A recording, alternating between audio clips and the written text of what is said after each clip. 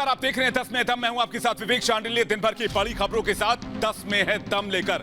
आज बताएंगे आपको क्या ट्विटर भारत में अपना एजेंडा चला रहा है, क्या ट्विटर अपनी मनमानी पर उतर आया है, आखिर क्यों ट्विटर पर ऐसे आरोप लग रहे हैं। इसके अलावा दिल्ली की सियासत में आज भूचाल आ गया जब केंद्र सरकार और दिल्ली सरकार ऑक्सीजन की किल्लत के मामले को लेकर एक बार फिर आमने सामने हो गए। क्या कहती है सुप्रीम कोर्ट के पैनल की ऑडिट रिपोर्ट, इन तमाम खबरों को लेकर आपको जानकारी देंगे। लेकिन उससे पहले आपको बता दें कि रिपब्लिक भारत आपसे जुड़े हर एक मुद्दे की आवाज उठाता है, तो आप भी अपनी आवाज उठाइए और रखिए अपने विचार कू ऐप पर। कू ऐप डाउनलोड करें, रिपब्लिक भारत को फॉलो करें और रिपब्लिक भारत के पोल में हिस्सा लें। कू ऐप के यूजर्स के लिए हमारा आज का सवाल यह है कि क्या कोरोना काल में दिल्ली में काम कम और बयानबाजी और सियासत अधिक हुई? अभी डाउनलोड करें कू ऐप और फॉलो करें रिपब्लिक भारत को और इस पोल में हिस्सा लें। इसका रिजल्ट हम शो के अंत में आपको दिखाएंगे। लेकिन शो की शुरुआत कर रहे हैं आज की सबसे बड़ी खबर के साथ। आज की सबसे बड़ी खबर यह थी कि देश के कानून मंत्री रविशंकर प्रसाद का ट्विटर अकाउंट ट्विटर ने ब्लॉक कर दिया, जिसके बाद भूचाल आ गया। इसके बाद सवालों का दौर शुरू हुआ, ट्विटर पर आरोप लगने शुरू हुए। लेकिन ट्विटर की ये इकलौती ऐसी भूल नहीं है जिस पर सवाल उठ रहे हैं। एक रिपोर्ट देखते हैं।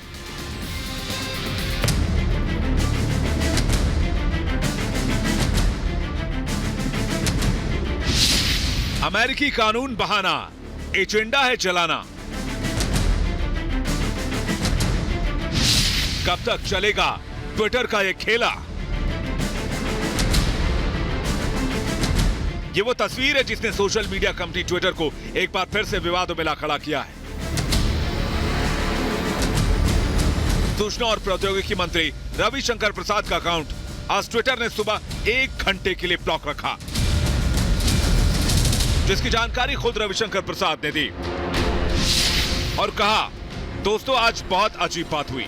ट्विटर ने तकरीबन घंटे भर के लिए इस कथित आधार पर कि अमेरिका के डिजिटल मिलेनियम कॉपीराइट एक्ट का उल्लंघन किया गया है, इसके लिए मेरा अकाउंट ब्लॉक कर दिया गया। लेकिन बाद में उन्होंने मेरे अकाउंट को अनलॉक कर दिया।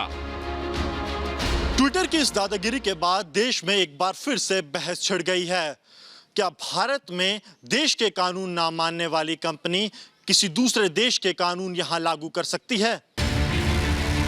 नए आईटी एक्ट पर ट्विटर लगातार आनाकानी कर रहा था, लेकिन सरकार की सख्ती के बाद उसके सुर कुछ नरम पड़े थे। लेकिन इस कदम के बाद एक बार फिर से यह विवाद पहले की तरह गर्म होता नजर आ रहा है। इससे पहले भी ट्विटर ने उपराष्ट्रपति वेंकैया नायडू, आरएसएस प्रमुख मोहन भागवत, आरएसएस के पूर्व सर कार्यवाह सुरेश जोशी समेत कई लोगों के अकाउंट से ब्लोटिंग हटा दिया था। अब देखना यह है कि इस मामले में सरकार ट्विटर पर क्या एक्शन लेती है। Bureau report, Republic Bharat. तो क्या ये ट्विटर की भूल है या फिर ट्विटर की दादागिरी है? क्योंकि तथाकथित भूल की फेहरिस्त ट्विटर के लिए लंबी हो चली है।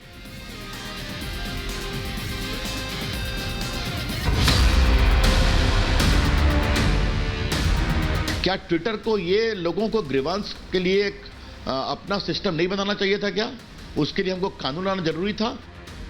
केंद्रीय मंत्री रविशंकर प्रसाद ने अपने बयान में पहले ही साफ कर दिया था कि भारत में काम करना है तो भारत का कानून मानना ही होगा।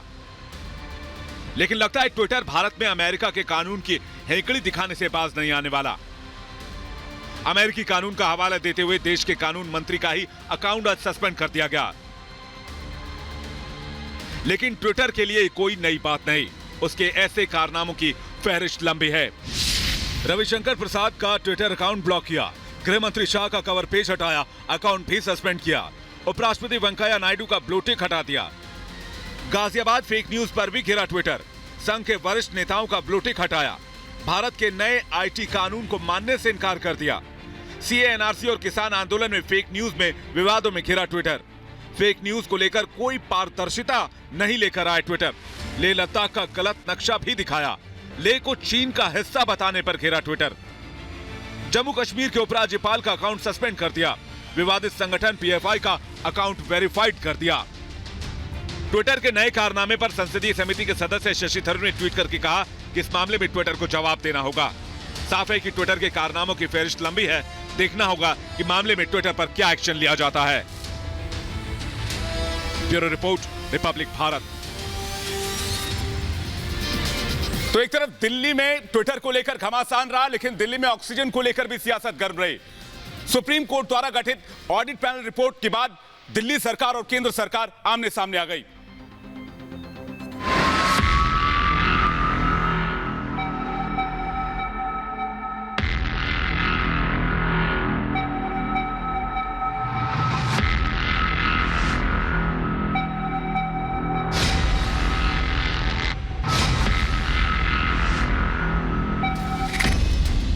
दिल्ली में ऑक्सीजन का खेला। ऑक्सीजन रिपोर्ट पर सियासी बवाल।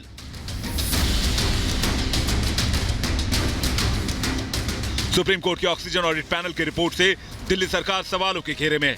पेश की गई रिपोर्ट के मुताबिक दिल्ली सरकार ने ऑक्सीजन की मांग को बढ़ा चढ़ाकर बताया। दिल्ली में उस वक्त करीब 300 मीट्रिक टन ऑक्सीजन की जरूरत थी, मगर दिल्ली सरकार ने मांग को बढ़ाकर 1200 मीट्रिक टन बताया। दिल्ली की इस अधिक मांग के कारण 12 अन्य राज्यों को ऑक्सीजन की भारी किल्लत का सामना करना पड़ा। ऑडिट रिपोर्ट सामने आने के बाद बीजेपी हमलावर है तो केजरीवाल सरकार बचाव में उतर आई है। डिप्टी सीएम मनीष सिसोदिया ने दावा किया कि ऑक्सीजन पर अभी तक कोई रिपोर्ट उन्हें नहीं मिली है। ऑक्सीजन को लेकर जिस प्रकार की राजनीति अरविंद केजरीवाल जी ने और दिल्ली सरकार ने किया, आज उसका पर्दाफाश हुआ है। भारतीय जनता पार्टी के नेता सुबह से जिस तथाकथित रिपोर्ट के हवाले से अरविंद केजरीवाल जी को गाली दिए जा रहे हैं, वैसी कोई रिपोर्ट एग्जिस्ट ही नहीं करती। रिपोर्ट के मुताबिक जब हजारों लोग उखड़ती सांसों के लिए ऑक्सीजन को तरस रहे थे, तब केजरीवाल सरकार ने दिल्ली में जरूरत से ज्यादा ऑक्सीजन की मांग की। ऐसे में बीजेपी ये सवाल पूछ रही है कि क्या केजरीवाल सरकार ने सिर्फ केंद्र सरकार को घेरने के लिए ऑक्सीजन के मुद्दे पर बयानबाजी की, तो वहीं आम आदमी पार्टी का दावा है कि बीजेपी झूठे आरोप लगा रही है। जब अरविंद केजरीवाल जी रोज सुबह 12 बजे आके प्रेस कॉन्फ्रेंस करते थे और एक फॉल्स अलार्म और पैनिक करते थे, तो उस समय ऑक्सीजन सप्लाई दिल्ली में सरप्लस थी, कोई कमी नहीं थी। वो सारे लोग झूठ बोल रहे हैं जो कोर्ट में गए थे, पेशेंट्स कोर्ट में गए, पेशेंट के अटेंडेंट कोर्ट में गए, हॉस्पिटल्स कोर्ट में गए, वो सब लोग झूठ बोल रहे हैं। सच यह है कि भारतीय जनता पार्टी और उसके नेता और उसके बड़े बड़े नेता झूठ बोल रहे हैं। ऑक्सीजन संकट पर अब बीजेपी और केजरीवाल सरकार आमने सामने है। बीजेपी इस मुद्दे पर पूरी ताकत से सवाल उठा रही है, तो आम आदमी पार्टी अपने बचाव में है। अब देखना यह है कि रिपोर्ट के सामने आने के बाद किसकी पोल खुलती है। Bureau report, Republic Bharat. धर्मांतरण के जिस मामले का यूपी पुलिस ने भांडाफोड़ किया, जिसकी जांच एटीएस कर रही है, उस मामले में अब ईडी भी शामिल हो गई है। लेकिन अब इस पूरे मामले का कनेक्शन आतंक से जुड़ता नजर आ रहा है। पहले पाकिस्तान, जाकिर नाइक और अब टेरर कनेक्शन।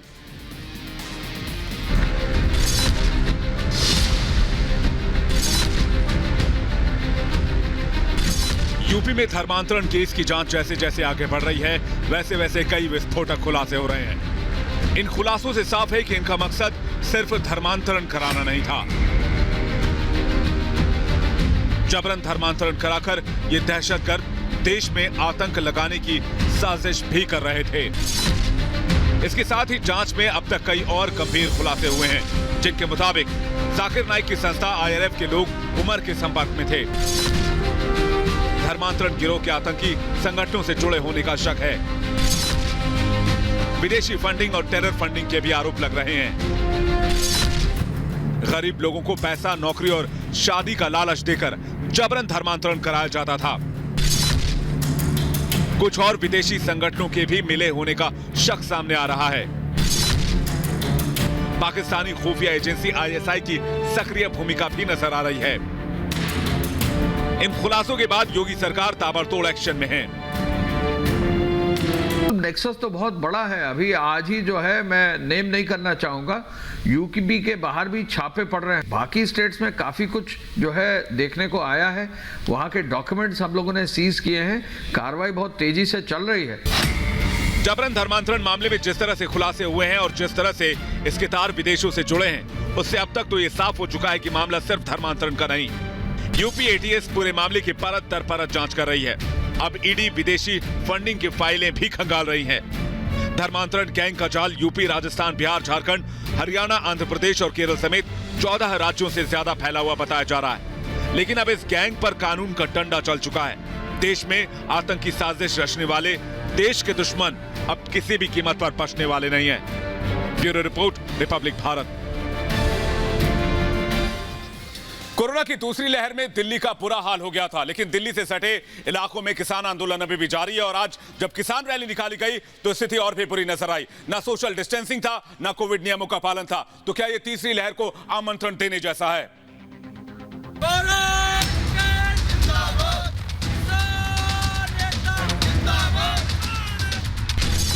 आंदोलनजीवी आएंगे फिर कोरोना लाएंगे। जान पर आंदोलन जीवियों के जिद भारी। कोरोना की दूसरी लहर का कहर अभी थमा नहीं है कि राजधानी दिल्ली पर एक और खतरा मंडराने लगा है। ये तस्वीरें दिल्ली के गाजीपुर की है। हजारों की भीड़, न मास्क न सोशल डिस्टेंसिंग। किसानों ने आंदोलन के नाम पर एक बार फिर से दिल्ली की धड़कनें तेज कर दी। एक तरफ देश में डेल्टा प्लस ने दस्तक दे दी है। अब तक 48 मामले मिले हैं। महाराष्ट्र में डेल्टा प्लस से एक शख्स की मौत हो चुकी है। जब देश कोरोना की तीसरी लहर से निपटने की तैयारियों में जुटा है, ऐसे में आंदोलनजीवी फिर से प्रदर्शन पर अड़े हैं। यहाँ पर दिल्ली आएंगे, ये बैरिकेटिंग देखेंगे और यही जो दर्द है यही लेकर फिर गांव में ये वो लोग वापसी जाएंगे और ये कहेंगे कि हम दिल्ली गए थे, कांटेदार तार लगा रखे। सरकार किसानों से बात करने को तैयार है, लेकिन दिल्ली से सटे गाजीपुर में किसानों से जुड़ी ये तस्वीरें कई सवाल खड़ी कर रही हैं। 50 घंटे से अधिक चर्चा चली है। उनकी जो परेशानियां हैं हमने समझने का प्रयत्न किया है और आज भी भारत सरकार पूरा मन रखती है कि किसान जिस प्रावधान पर उन्हें आपत्ति है वो खुले मन से बताएं। हम विचार करने के लिए, निराकरण करने के लिए भी तैयार हैं। भले ही सरकार ने किसानों के लिए बातचीत के दरवाजे खोल रखे हों, लेकिन आंदोलनजीवी मानने को तैयार नहीं है। इन तस्वीरों से साफ है कि जान पर भारी है आंदोलनजीवियों के जिद। Bureau report, Republic Bharat. इस तस्वीर में आपको पाकिस्तान के प्रधानमंत्री इमरान खान बेहद चिंतित नजर आ रहे होंगे।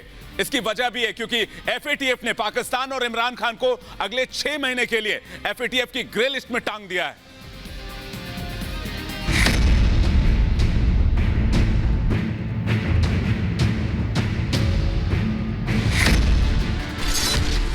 एफएटीएफ ने कसी आतंकिस्तान की नकेल। टूटा इमरान का ख्वाब, नहीं धुलेंगे ताक।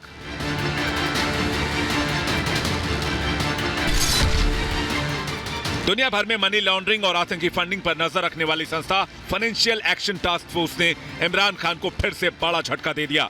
एफएटीएफ ने पाकिस्तान को अगले 6 महीने तक ग्रे लिस्ट में ही रखने का फैसला किया है। आतंक पर झूठी कार्रवाई का दिखावा कर राहत की उम्मीद लिए इमरान खान का ख्वाब एक बार फिर चकनाचूर हो गया। एफएटीएफ के प्रेसिडेंट मार्क प्लेयर ने कहा, पाकिस्तान लगातार निगरानी में बना रहेगा। एफएटीएफ के मानकों को पूरा नहीं कर रहा है पाकिस्तान।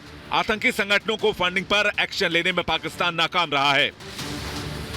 गौरतलब है कि पाकिस्तान को 2018 के जून महीने में ही ग्रे सूची में डाला गया था। एफएटीएफ की सिफारिशों पर पाकिस्तान अब तक काम करने में नाकाम रहा है। जानकारों की माने तो एफएटीएफ की ग्रे लिस्ट में रहने पर पाकिस्तान की अर्थव्यवस्था का बंटाधार हो रहा है और उससे लगभग हर साल $10 बिलियन का नुकसान हो रहा है। पाकिस्तान की डूबती अर्थव्यवस्था के लिए यह खबर बुरे सपने के सच होने जैसा है। साफ है कि पाकिस्तान को बर्बादी और आतंक में से एक को चुनना ही होगा। Bureau report, Republic Bharat.